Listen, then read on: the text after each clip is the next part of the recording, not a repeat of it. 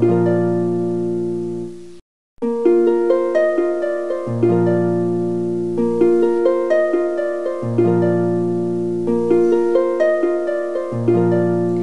বন্ধুরা, নতুন একটা ভিডিওর সাথে পূজাস ব্লগে তোমাদের অনেক অনেক স্বাগত, অনেক অনেক ভালোবাসা। তোমরা সবাই কেমন আছো? আশা করবো তোমরা সবাই ভালো আছো, সুস্থ আছো।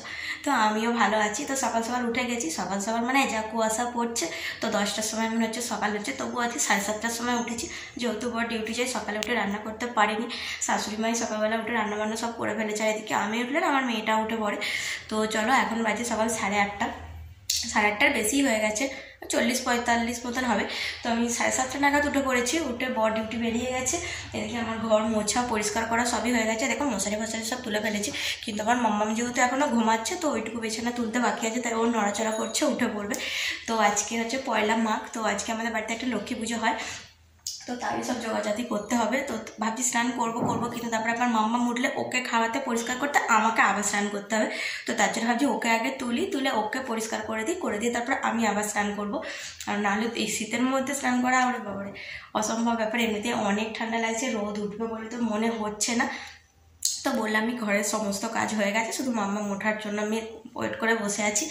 তো এই যে দেখো, যেহেতু বাড়িতে লক্ষ্মী পুজো, তো তার জন্য লাল টুকটুকে একটা শাড়ি বের করে নিয়েছি। যেহেতু বাড়িতে লক্ষ্মী পুজো আছে, আজকে নাইটিটা পরে কাজ নেই, ভাবলাম শাড়িটাই পরবো। তো চলো, তোমরা পুরো ভিডিওটা কন্টিনিউ করো। আশা করছি ভিডিওটা আজকে অনেক ইন্টারেস্টিং হবে। তো তোমাদের ভিডিওটা আশা করছি ভালো লাগবে। তো চলো, পুরো ভিডিওটা দেখো, তোমরা একটু স্কিপ করো না। তো চলো, তোমরা আমার সঙ্গে থেকো।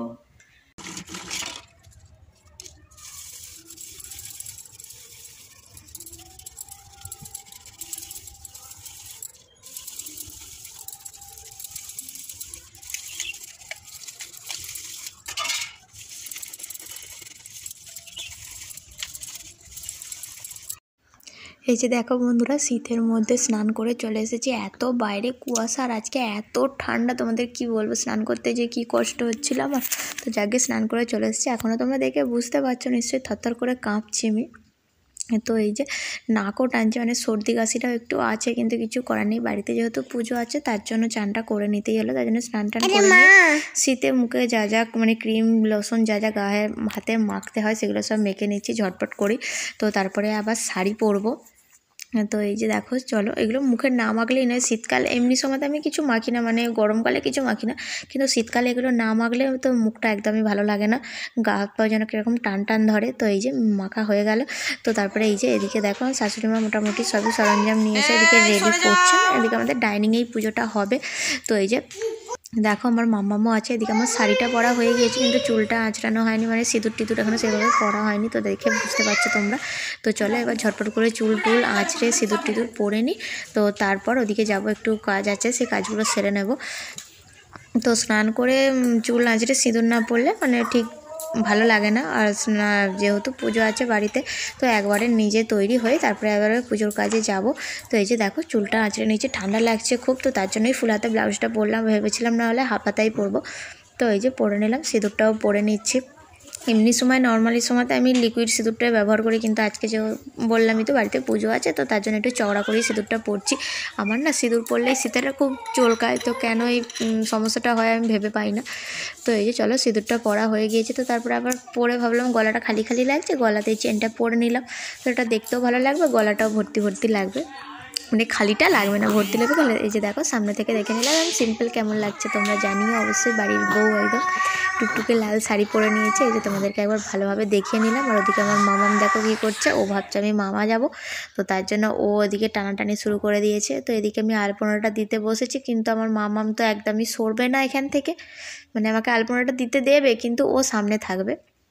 তো চলো, ঝটপট করে আলপনাটা দিয়ে নিচ্ছি, যদিও খুব একটা ভালোভাবে পারি না, কিন্তু যেরকমই পারি মানে সেরকমই তবে একটু দিয়ে নিলাম।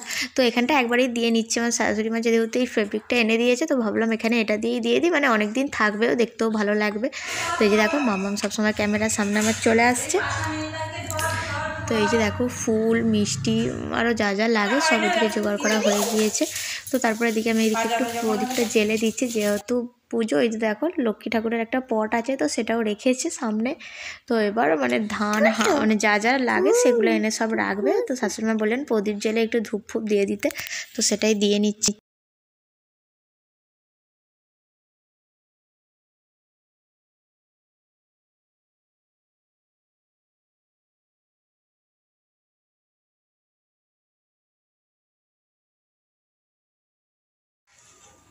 দেখো তোমাদেরকে আবার একটু দেখিয়ে নিচ্ছি যে কেমন লাগছে। তো তারপরে দেখি আমার শাশুড়িমা যে লক্ষ্মীর হাঁড়িটা নামিয়ে নিয়ে এসছেন, এবার ওখানে বসাবেন।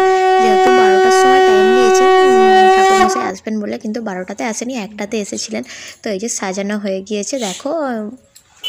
তারপরে মানে এই লক্ষ্মীর হাঁড়ির মধ্যে যা যা জিনিস থাকে তো সেগুলোর মধ্যে শাশুড়িমা বললেন নতুন করে একটু সিঁদুর আর চন্দনের ফোঁটা লাগিয়ে দিতে। তো বসে বসে আমি সেটাই লাগিয়ে দিচ্ছিলাম সব জিনিসগুলোতে। মানে একটা করে সিঁদুরের ফোঁটা দিচ্ছিলাম, একটা করে চন্দনের ফোঁটা দিচ্ছিলাম, সবগুলোর মধ্যেই দিয়ে দিচ্ছিলাম যাতে মানে দেখতে ভালো লাগে। মানে 1 বছর মানে ওই আগের বছর এরকম সময়তে লাগানো হয়েছিল, তারপর আবার 1 বছর পর এখন লাগানো হচ্ছে। এই যে দেখো বন্ধুরা, এদিকে পুরো আমাদের এদিকে জোগাড় রেডি হয়ে গেছে। ফল কাটা থেকে শুরু করা মানে সব যা যা লাগবে সবই এদিকে রেডি করা হয়ে গিয়েছে। নাড়ুও বানিয়েছিলেন আমার শাশুড়িমা, তো সব কিছুই দিয়েছে। তো এখন তোমাদেরকে একটু আমি আবার ঢং করে সামনের দিক থেকে দেখিয়ে নিলাম। তো এই যে ঠাকুরমশাই পুজো করতে চলে এসেছিলেন, যেহেতু ধুনো দেওয়া হয়েছিল না তার জন্য এত ধোয়া হয়ে গিয়েছিল। তো ক্যামেরাতে এই জন্য একটু অসুবিধা হবে তোমাদের দেখতে, কিন্তু তোমরা একটু দেখে নিয়ে, কিছু করার ছিল না, ধুনোটা তো দিতেই হতো তাই না। ধুনোটা যেহেতু সামনেই বসানো ছিল না ওই জন্য পুরোটা ধুনো হয়ে গিয়েছিল।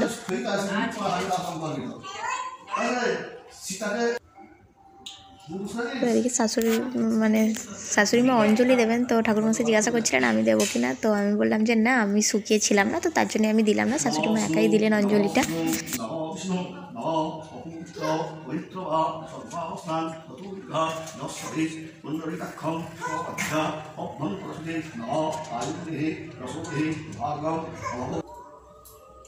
তারপরে এই যে এদিকে পুজো কমপ্লিট হয়ে গেছে, তো শাশুড়িমা বললেন একটু প্রণাম করে নিতে, তো করে নিলাম।